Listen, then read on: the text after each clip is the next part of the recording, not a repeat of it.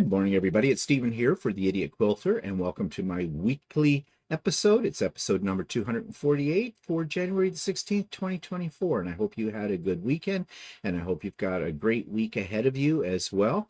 And I'm very happy today. Very happy. And I've got to tell you right off the bat why I'm very happy.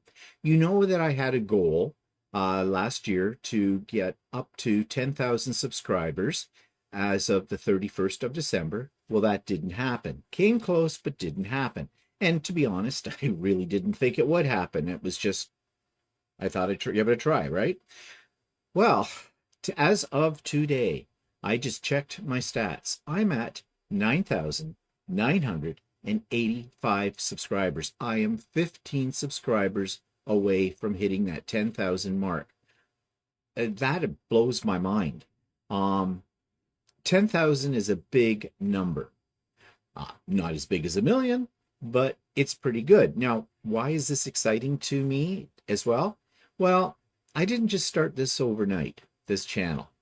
Many of you have been with me for many, many years. Even some of you go back to when my channel was just about paper crafting and scrapbooking and art journaling. I don't do those things anymore. As you know, I'm totally full-time quilter now. But I started this channel the year I retired. I think I started it in about the summer or September of my first year of retirement, and that was in 2012. I have been doing this for almost 12 years. Hard to believe. And when I first started out doing this, it was very Mickey Mouse. Somebody would say it's still Mickey Mouse. And in a sense it is. You know, because I don't use fancy equipment for making my videos. I mean, my first videos were made totally on just my cell phone. I'm a little more sophisticated now, but not that much, really. For the first year probably of making videos or longer, all you saw were my hands. And then I started to expand out from there. But it's been since I got into quilting that I seem to have pulled in more subscribers for that kind of thing. And I'm just flabbergasted that I'm going to hit the 10,000 mark, well, very soon. Do I dare say I could be at 10,000 by the end of this week? I only need 15 more subscribers. So if you come and you watch my videos, but you haven't hit the subscribe button, please do. I remember a time when I would never have said that, but I say it now. I've also discovered something else that I'm doing as well, that I'm exploring, because I've been ignoring it for quite a while, and that's doing shorts. I mean, quite frankly, I didn't think anybody would be much interested in some little 1 minute or less video about, oh, basically nothing. Surprise. I put up my first short. Well, it wasn't really my first short. I did a couple of shorts before that just as announcements when about like my pop-up sew days or the retreat, that kind of thing, back over a year ago. And I just threw them up to see how it worked, and I wasn't that impressed. And I thought, nah, I'm not wasting my time on these shorts. But I put up one the other day because I've been watching shorts. They're kind of addictive, I find. You know, they're short little bits. They're funny. They're informative. You know, there's all kinds out there. So if you're really bored, you know, flip through the shorts for some entertainment. In fact, now I understand about people who go onto TikTok. I don't use TikTok. I tried it once, decided I wasn't going down that rabbit hole. But now I've gone down the short hole. That sounds kind of bad, doesn't it? Okay, you know what I mean. So Walter was cutting fabric down here while I was doing some embroidery. I thought, hey, I'm going to take a little video of Walter doing that. And I thought, hey, why not put it up as a short? I did. Oh my God. It's had over 1,000 views in less than a week. So I thought, well, I'll give it another try. I put up a short about something else the other day. I forget what it was. And yeah, bang. People like shorts. And they're kind of fun to do. And they don't take that much time. So I've become a short addict, I think. So yeah, I may be putting up more as the thought hits me. But anyways, back to my almost 10,000 subscribers. I want to thank everybody that has subscribed. Once I hit that 10,000 mark, which, as I said, I think it's going to come really soon, it's kind of scary because now I have to come up with, I actually have to follow through on something I said I was going to do. I said when I hit 10,000, I was going to do something special. I'm not sure yet what it is. I need to brainstorm with myself. I need to brainstorm with Walter because I want to do something a little special to thank everybody for this. So anyways, for the moment, I'm only at 9,985, 15 more, and then, well, we'll see where we go from there. So thank you from the bottom of my heart. You don't realize what subscribers numbers and likes and comments on our YouTube do for us. They really make us want to give even more back, or at least they do for me, back to our subscribers. So thank you. Okay, before I start to tear up over all of this, let's take a look at what I've been working on. So let's switch screens here. Okay, you've seen this before. I've made an alteration. I've added an extra border because I just thought it needed it. I mean, this is a good size throw. It's not a big thing. I'm looking for a name for it. If you saw So Chatty last Friday, I talked about that, and the names for this quilt have been pouring in. Now, there isn't a prize for the name, just I'll give you public acknowledgement and thank you profusely for whatever name I pick.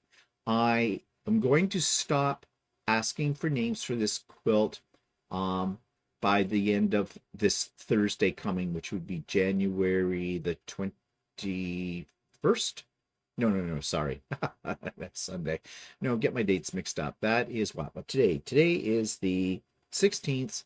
So 17th, 18th, by the end of Thursday, January the 18th. And then I'm just going to go through everything that everybody has suggested and consult with Walter, and we're going to pick one. And we'll probably reveal that on So Chatty this coming Friday. So thank you. I'm really pleased with this quilt. And I am playing with the idea of making this into a pattern, my first pattern. I don't know. We'll see about that, so stay tuned. Okay, the other thing I've started is this In the Hoop applique project. It's in pieces right now, and there are many more pieces, but this will be a table runner when it's done, and it's called Folk Art Rabbit Table Runner. It's by Sweet Pea Designs. Sweet Pea Designs comes out of Australia, and I'm using Australian fabric in this. I have a drawer that I mark Australian fabric. I'm hoping when we go over to Australia in March that, or down under to Australia, wherever, that I can maybe find some more. If I can find quilt shops where I can find some more Australian fabric there to bring home, because I really love the Australian fabric. I think this is going to be a fantastic table runner when I get it done, and I am planning to make this as a gift for someone special, but I'm not going to say who that person might be at the moment. So yeah, those are the two things I've been working on so far, and I'm continuing to work on them. Now, I do have a couple of quilts that I need to throw onto Lucy and get those quilted, and I'm going to try to get one of those on there today. Later on, I have some other things I need to do. So yeah, and I'll be showing those when I get those done. Okay, so that's take me to what's happening, what's new, blah, blah, blah. I sound like Karen off of the old Will and Grace show, you know. Honey, what's that? What's that all about? What are you doing? What are you thinking? You know, kind of a deal. Anyways, bad imitation. So, Sewing with Stephanie and Stephen tomorrow, Wednesday, January the 17th. Okay. All are welcome. Come and go as you please. Starts at 9 a.m. Eastern Time. We're working on whatever we want to work on. We're talking about whatever we want to talk about. And inside joke, if you want to eat while you're there, feel free to do so. And some of you will get the reference to that. We put up you saw the Sewcial review. I think it was up last week. Our next one is on February the 14th, Valentine's Day. I hope you can join us for that. That is a Wednesday as well at 7 p.m. Yes, I know it's Valentine's Day, but let's be real. Really, I think it's mainly only the young singles that have a date or newly married or something that go out for Valentine's Day. I think most of us stay home and go, yeah, it's Valentine's Day. Big deal. Maybe I'm wrong about that. Maybe you do something special and, well, you do you. Walter and I don't do anything special for Valentine's Day. We did when we were much younger and in love. uh, but we don't anymore. Pop-up sew day, yes. Those of you that are on my mailing list already got the email announcement about that. I sent it out yesterday, Monday. The link, though, however, is in the show notes below. And that's this coming Saturday, January the 20th. I open the doors at the virtual doors because it's a Zoom at 8 a.m. Eastern Time, and we'll run till 5 p.m. Eastern Time. It's a great opportunity for you to get caught up on some of your projects, to have a good time, to enjoy the company of fellow quilters. For the Walter Fan Club, he will not be there. He has his own in-person sew day with his garment sewing group. So yes, he will not be here. And it always seems that my pop-up sew days coincide with Walter's in-person sew days. Do you think I have a plan? Evil. Not really. Yesterday, the 4S Club Collab final video went up onto all of our channels. And when I say all of ours, I mean it went up on Stephanie Stitch's channel, Shannon of Slay Art's channel, Sean, the guy who shows channel, and of course my channel, the Idiot Quilter. And we give you the final reveal of the quilt you voted for each of us to make. So that's there for you as well. And on the weekend, on Sunday, I attended Stephanie and Shannon's virtual retreat. And this was great. There were two projects. I'm going to show you the pictures of the two projects here. This is Shannon's. Shannon taught us how to do foundation paper piecing, and I think it came out really great. This is an original design to Shannon as well. And I don't believe she has it available yet, but I think she has plans to make it available to people who would like to get their hands on it. Shannon is a wonderful teacher. She has not convinced me, though, that I should love foundation paper piecing, but I'm glad that I joined the retreat and learned how to do this. I had done foundation paper piecing before a little bit, back several years ago when I first got into quilting. Yeah, maybe not the best thing to jump right into when you're first learning how to quilt. And I let it go, but this time I thought to see if my interest in it would be rejuvenated. No. I'm sorry. It's nothing against Shannon. I'm just not a foundation paper piecer. I like doing more traditional patchwork kind of thing. But I definitely see the benefit of doing foundation paper piecing thanks to what Shannon told us and what Shannon taught us. And yeah, if you've got something that's a very complicated pattern, has a lot of points in it, a lot of weird angles and things, I think foundation paper piecing might be the way to go for something like that. But for me, right now, I'm not going to carry on with any more of it unless a need arises. And this is the piece. This is the final piece, but I'm thinking this may not be the final piece, what it's going to look like. I might do something more with this to make it more of a full-size quilt. Right now, it's a nice little kind of a large table topper, if you wish, or a wall hanging. I think I might want to add to it, but I'll see about that. That's an idea. And then that was in the morning of the retreat. In the afternoon, Stephanie taught us how to make this original block designed by Stephanie of Stephanie Stitches. And I love Stephanie's patterns. And I don't know if she's going to have this one available sometime, maybe on her Etsy store or whatever. but it's a very complicated looking block, but it's not complicated. Not the way Stephanie has designed it. And that's one of the beauties of Stephanie's patterns. They all have a fantastic, sophisticated, and complicated look, but they are so well written. They're so easy to put together that, really a confident beginner will have no problem with her patterns. I have done several of Stephanie's patterns and love every one of them that I have done. So this is the same. I've made 2 of these blocks. Her final design, I think, is to put 4 of them, or you could do whatever you want with them. Put 4 together as a wall hanging, make it into a pillow, put 3 of them, a couple of them together, make a nice table runner. I'm thinking quilt. And they are a large block.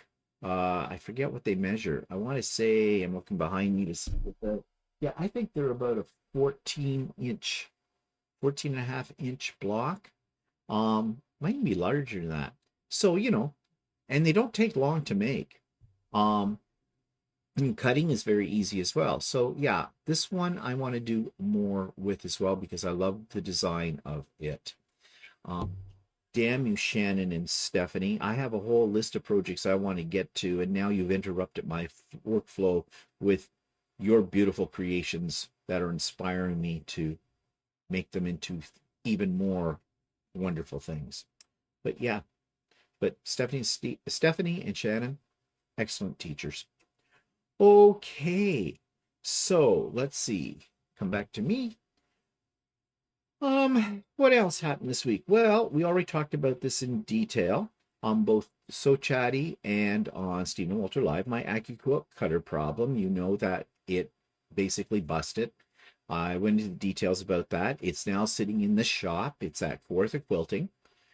Shout out to Kawartha Quilting because their customer service is excellent. If you're in our area, seek out Kawartha Quilting, support them because they deserve to be supported. They're a great store, and customer service is excellent with any one of their employees that work at the store. I'm dealing with one of the owners, Zach, and Zach is going to fix my machine. And he sent me information about how he's going to fix it.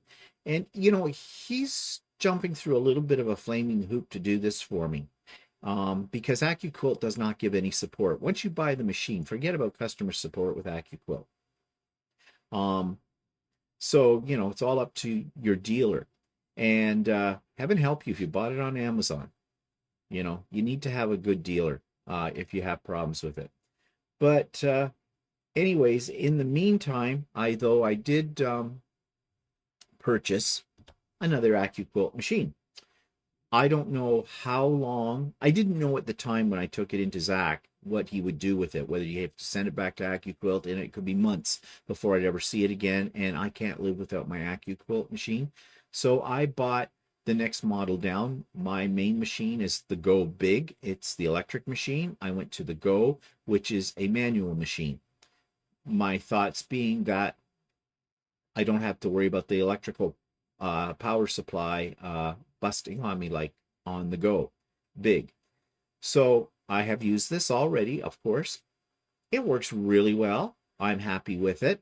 I'm a little worried that maybe the crank will drop off it someday because, okay, this is how much faith I have in Accuquilt's quality control of the manufacturing of the products. I'm sorry to say it, but yeah. But anyways, for now, it's my backup machine. When I get the other one back, I will use that one more regularly, my Go one. But if need be, I have this as my backup if anything happens to it. Not only that, but I could have 2 machines going at once. If I'm doing a big cutting job, I could have both machines set up with different dies on them, and might be a little overkill, but who knows? Anyways, I invested $500 in this one. Yeah, I know what you're thinking. Yes, I am. Okay, let's go back here and talk about, so I'll keep you posted as to what's going on with the Accuquilt. But as I said, shout out to Kawartha Quilting and to Zach in particular. Love them. Absolutely love them. Okay, so I have another product that I bought. I bought a new display wall. Well, display cloth. It is advertised as a display wall. It's just that it all folds up. It's not anything stiff. Now, my other one that I had that I hang up there, you've seen it many times before, it's just full of holes and falling apart. I mean, I use it a lot, right? It was a Fons and Porter. I have to say the Fons and Porter ones are a little bit on the thin side. They're a little cheap, and I don't mean in price. They cost me about 50 bucks at the time that I bought it, Canadian. And it was just falling apart from use. It served its purpose, but I needed something new. Now, ideally, I wish I had a wall in my house that I could actually have a design wall placed up there with, you know, with a backing on it to stick pins through and stuff like that, but I don't. So this is the next best thing. I can't get a Fons and Porter display wall. Every place that I looked, they were sold out. A couple of places said you could probably order it. But I get the distinct feeling that possibly it's a discontinued item. Don't know that for sure. But anyways, couldn't get one. But this one is by Gypsy, and Gypsy makes lots of crafting and quilting products. It was on Amazon. It was a little more expensive. It was about 67 Canadian dollars, I think, for it on Amazon. But I took a chance on it. I ordered it, and I love it. It's thicker. Now I do find that whatever this is that they're using, it's almost like a battleizer, if you know what battleizer is, but it's very dense and thick. Things don't stick to it quite as well as the Fons and Porter one did. But it is thicker, and I can put pins in it. And to be honest, I usually put a pin through things when I'm putting them up on the display wall anyways, because that area is high traffic for me. It's in the direct, you know, it's my cutting mat's on one side, and down a little further is my pressing mat. I'm back and forth, and there's not a lot of space between where that is hanging and my countertop, so I do drag across it occasionally and pull the box off. So if I put a pin in them, it holds them up well, so that's okay. I did have to shorten it in width a little bit to fit that space because it was a little bigger than the Fons and Porter. I think the Fons and Porter was 60 by 72. This is a square. It's 72 inches by 72 inches. So you'll see a line on either side. That's not a fold line. That's where I hemmed it. I didn't want to cut any off it, so I folded over on each edge about 5 inches and just put it on the machine and sewed it up. So yeah, it's right now, I'm very happy with it. It's working very, very well. Okay. I have another demo for you, another product. Now, I showed you this product when I showed you the haul when I came back from the quilting retreat in Georgia from the Cotton Thread. That's the name of this quilting store I believe I went to in Georgia. And I bought a Quilter Select rotary cutter. And I mentioned at the time in that video, I just showed it to you and said, I wasn't absolutely sure if I was happy with it. Well, now, here is my actual review of that rotary cutter by Quilter Select. I mentioned that I had bought a rotary cutter from the Common Thread in Georgia when I was at the retreat. And it was one by Quilter Select, as you can see right here. Now, I've heard a lot about these cutters, these rotary cutters, from many sources, and most people seem to really, really love them. They are expensive. This cost me in Canadian dollars about $80. So that's an expensive rotary cutter. Now, it has a good weight to it. I really like the way it feels in my hand. But, well, what else can I say about it? It does cut very, very well. Now, at first, I wasn't sure exactly how to manipulate this, how to use it. But in order to have it open, all you need to do is just tap it, push in this button, and your blade is out. And then to close it, You just tap it on the other side and it closes. Well, that's okay. That took a little bit to get used to, but not a bad feature. And it rolls along very nicely, as I said, and cuts very cleanly, especially with the new blade. Now, speaking of blades, I did buy a package of Quilter Select blades, and I don't believe they were $10.39 American. So that's about $15 Canadian, which isn't bad for a rotary. This is 60 millimeter, not bad for a 60 millimeter replacement rotary blade. You do not have to use, though, a Quilter Select blade. You can use any blades that are 60 millimeters. So that's a good thing. That I didn't have to, buy more of these. So I did use it at the retreat, and as I said, it feels nice in the hand, and it cuts well. But I found it awkward. I didn't like it as much as I like my standard Olfa. I don't know, maybe it's just because I'm so used to the Olfa. The Olfa is not as heavy as the Quilter Select one. But for some reason, I just could not get into the hang of doing this all the time. To open it and to close it. Again, I guess if I was to use it more, I would get used to that action. So is it a criticism of this? No, it's not. The quality is very nice, the way it's made. And one feature that I do like is the way you change a blade. It's really simple. All you have to do is go to the back of it. You see this little switch-like thing? Blade drops right out. Now, the blade is, well, I don't know if it's magnetic or not, but putting it back in is really easy. It is magnetic here.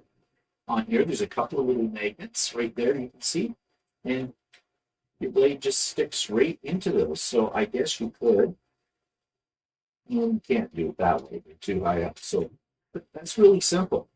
No screw to undo, and you just drop it back in. Okay, just drop it back in. Okay. What am I doing wrong?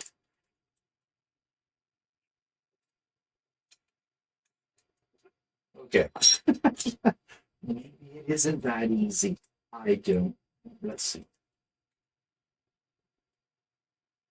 Is there? Oh, I see. Okay. This is not completely round. There is, let me get the shot. There is, if I hold it up, you can see there's a little flat edge on that, and you have to line it up in the hole. There we go. It's in, and then just put that, and you're done. So, replacements, even though I stumbled through it, it is fairly easy. So, what's my bottom line on this? This is sitting in my drawer of rotary cutters. I'm not going to use it very much. I just can't seem to get used to it. I like my Olfa better. But again, this is not to say this is a bad product, because it isn't. And if I used it more, I would probably get more used to it. But really, my go-to is my Olfa. So yeah, that's the Quilter Select rotary blade or rotary cutter. Okay, so we do have plans, Walter and I, for So Chatty, what direction we're going to go in. And we're thinking of using that time to do some tutorials about using your embroidery machine and doing a very intensive series of sessions that take you right from what you need to know about basic embroidery right up to doing 3D freestanding lace projects and a whole bunch in between. We're in the beginning stages, preliminary planning of this. I'm not sure when our sessions will begin. I might get one up on So Chatty this week. We'll see. And then we are talking about possibly doing a embroidery along kind of thing as well. These are ideas at the moment. We are going to do something. We just need to sit down and really get the ball rolling. And that is difficult when Walter and I are working on something together because we have different time frames. I'm a morning person, as I'm sure you know, and Walter is not. I like to get up real early in the morning, and I like to have a lot of my day's main things that I want to get done by 9 o'clock in the morning. That is my best time of the day. I am much more intelligent, if I can be, in the morning. Whereas Walter doesn't really start to become conscious until around 2 in the afternoon. Yeah, he may get up around lunch, but he's still half asleep for a while. And I don't press Walter to fit into my timeline. Problem here is I think the day is pretty much done by about 2 in the afternoon, and to start something new and get planning, well, that's not my way of doing things either. So we have to find a happy medium for all of this. So, and we will. We will. I mean, we've been together for over 40 years. We made it work. We can make this work. Okay, so stay tuned for developments on that front. Okay, that takes me to subscribers quilt of the week, and this comes from a regular subscriber here, Faith Hepler. And let's take a look at her lovely creation, shall we? This week's quilt from a subscriber comes from Faith Hepler, and Faith writes, "My legit kit eagle is done. Really, I'm not bragging. I just want to share. I have complained so many times, I just felt it was time to share." Yes, I remember, Faith, when you were working on this and you were getting a little frustrated at times with it, but the end result has turned out beautiful. Legit kits, I don't think, are for the faint of heart. They are very involved. A lot of pieces, as you can see in this particular eagle. And I love the quilting you have done on it as well. The swirl patterns in it sort of suggests, you know, the wind under the wings of the eagle. Very well done. Now, the question is, will you do another one? Because I have heard from other people that have done a legit kit, it's often a one-off, simply because they are beautiful, but they are very, very involved and take up a lot of your time and effort. So well done, Faith. I'm sure this was a challenge, and you rose to the challenge and you succeeded. It is gorgeous. And I am getting low on quilts or creative things to feature here on the Idiot Quilter. So if you'd like me to feature one of your creations, it could be a quilt, it could be a table runner, it could be a bag, it could be a garment, it could be whatever. Whatever floats your boat will float my boat as well. Send me one picture of that item. Send me 50 words or less. Oh, I got to remember when I put up my thumb, that thing happens. Send me 50 words or less telling me a little bit about your creation, and I will be more than happy to feature it here on the channel. And my email address is in the show notes below. Okay, let's go then to the YouTube of the week, and this is by my good friend Stephanie Stitches, who put up a brilliant video last week called 6 Quilting Myths Debunked. This week's YouTube video comes from my friend Stephanie of Stephanie Stitches, and she talks about 6 quilting myths debunked. And I thought this was a really interesting look at some of the common things that we all hear about, especially those of us that when we first get into quilting, hear about as well, and why they are really false. Stephanie does an excellent job of explaining these 6 myths and why they are false. So if you have some things that are in the back of your mind that have been bothering you about quilting, then watch this video. It's going to take the fear out of these myths. So that's 6 Quilting Myths Debunked by Stephanie Stitches.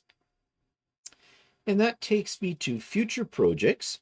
And this one is from Purple Pineapple Studio. I've never done one of their patterns before, but it kind of intrigues me because it's got kind of a retro look to it. It's called Space Invaders. This week's future project is one that I got at the quilting retreat that I went to, Stephanie Stitches in Georgia. And this I can't remember. I think this came in one of the little gift bags or something that I either won or was presented with by one of the other attendees. But either way, it's a very interesting little quilt. And those of you that are from the 80s will probably remember Space Invaders. Might have been back in the late 70s, the video game. And this is what I think this quilt design is based upon, since it is called Space Invaders. And it looks like the little pixelated alien ships that used to be on the old style video games. However, it looks like it would be a very fast pattern to make. And I'm thinking this might be a fun one to make as a donation for Project Linus. Again, another teenage boys type of quilt. So I have it set aside as a potential for that organization, and I'll maybe get to it at some point this coming year. So that's called Space Invaders, and if you're interested in it, the pattern is very inexpensive, comes on a one card, but I think it is, now I don't know if it's downloadable. I don't think it is. I think they send you the actual card for making the quilt with the instructions on the back of it, and $3.50 American. That's really not expensive. So links in the show notes below. Now, this is the spot where sometimes I put up a teaser for a interview that I have done. I don't have any, and I don't know if I'm going to do any more interviews. Maybe if something comes along that really I go, ooh, I gotta talk to this person, I will. But right now I'm not actively seeking interviews. And really it's a time thing. I just don't have time. I've got a lot of things on the go that I'm planning and working on. I've already talked about some of those already with you. So I'm just putting the interviews on hold for the moment. However, having said that, if there's somebody you would like to suggest that I should interview, I will still keep a list of potentials here. So feel free to send me a name. And if you've got contact information, like if they have a YouTube channel, that would be very helpful. I prefer to interview people with YouTube channels, to be honest about it. Not people with stores. Although they could be a store and have a YouTube channel, that works too. The reason I don't want to interview people that have stores is because I don't want to do free advertising for stores that I have not physically had anything to do with. Okay. But if they have a YouTube channel, then you see I can get a feel for them to see if this is somebody that I want to help promote here on my channel as well. So yeah, you can send me the names. I keep a list. I do investigate these, and maybe down the road I'll be back in a position time-wise where I can continue some more interviews. And thank you for the ones that you have sent me in the past. I really do appreciate it. Okay, online quilt stores. As you know, I review just ones that are in Canada, and I have been focusing on the province of Ontario, my province, right now. But I'm going to branch out after I've pretty much exhausted this list, but I haven't exhausted that list yet. And this is another one that's in Ontario. This is in a little place called Seaforth, Ontario, which is about a little bit of a ways from me, northwest of me. I've never been to this store, but it sounds kind of interesting. So here is my review of Cotton Harvest Quilt Shop.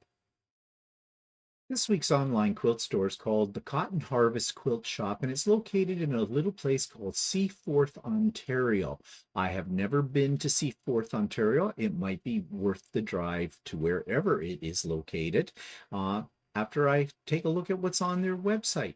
Okay, so on the front page of their website, they are showing some interesting slide pictures of various fabrics that they have, and it looks to me like they only deal with one line of fabric, and that's cherry wood. Cherry wood is a very, very good fabric. I have never really used it myself, but I have heard really good things about it. It also looks like they carry Sue Spargo products, the wool kits, and various fibers. They do have embellishment thread. They sell Cosmo. Eleganza, and others, it looks to me like they really are more into um, hand embroidery than they are into quilting, although they're called a quilt shop. They have gift cards, they have kits. We'll come back to that. They do have free shipping in Canada for orders over $250, which isn't that really attractive. I've seen other ones that I have reviewed where it's $150 for free shipping. So again, it may be where they're located. It may be more expensive for them to ship. Um, they have a display of their threads that they sell. Efina, I am not familiar with that brand of thread, but very nice colors. Again, I suspect that these are the kind of threads people maybe use for hand embroidery. Now, in the spotlight, online store selections, Sewcial, Cherrywood, threads, kits. So it looks to me like the only thing they sell in terms of, well, no, they have a big picture of the inside of their store. So if you go to their actual store, it looks like they have much more of a selection than they do online. They have an e-newsletter, and here's their shipping rates. Let's just check that out. Free shipping, as I said, on orders over $250. Standard delivery is 2 to 7 days within Canada. Within Ontario, standard shipping is $13 for orders up to $249.99. Well, that isn't bad, and I suspect that their shipping is by Canada Post. Within the rest of Canada, up to $249, it's $18. In the US, standard shipping is $27, so they do ship to the US. Well, let's take a look at their cherrywood fabrics. We'll go to new cherrywood categories. And yeah, here we go. As I said, cherrywood fabrics are very, very nice. Now, they have a lot of bundles. Do they sell it? It doesn't look like they sell it, though, by the meter. So again, I think this is lending itself more to hand embroidery rather than anything else. Okay, so let us go to the Sewcial. And yeah, the Sewcial wools, things like that. And they show how those come. And of course, wool always comes in smaller pieces when it's for hand embroidery. I have no idea whether these are good prices on this kind of thing. I imagine these are a fat quarter type bundle. Available size approximately 7 inches by 8.5 inches. Nope, that is not a fat quarter. It's even smaller, but again, it's wool. So yeah, it all goes with hand embroidery. Embellishment threads and that. Let's take a look at kits. Now they have quilt kits. And what are they showing for this? Woolly Stars quilt kit. It's sold out. It's a Corey Yoder pattern. Checkerboard Crows kit. Explorer's quilt kit. Quilt sampler quilt table set. And Kelly Ocean View Wave quilt kit. Okay. I have a problem, and this is my problem. I don't know why they call themselves a quilt shop. Because in my opinion, with what I have seen that they offer in terms of quilting, they are not a quilt shop. They're a hand embroidery shop. So I suppose if you're into hand embroidery, this might be a place to check out. Now they have something up here that says proud to be a quilt sampler's top shop in Canada. Better Homes and Gardens Quilt Sampler Top Shop. I don't know what that is. But yeah. Okay. So what more can I say about this? Well, I don't do hand embroidery, so I won't be shopping there. It looks to me like if you visit their physical store, there's going to be much more to choose from. But as I said, they are not that close to me. I'll have to do a search on Google Maps just to see exactly how far away they are. but I think it's a little small town, and I suspect that it's probably north or northwest of me. So if I was in the area, I would, based on the picture I saw of their shop, I would probably drop in. But as far as ordering from them, it's not for me because, as I said, I don't do hand embroidery. But maybe if you do, you might want to check them out. So that's the Cotton Harvest Quilt Shop. There really isn't a quilt shop online, anyways. It's more of an embroidery shop. So that brings me to the end of this episode of the Idiot Quilter. Again, thank you so much for subscribing to my channel. You've really made my week already, and it's only Tuesday.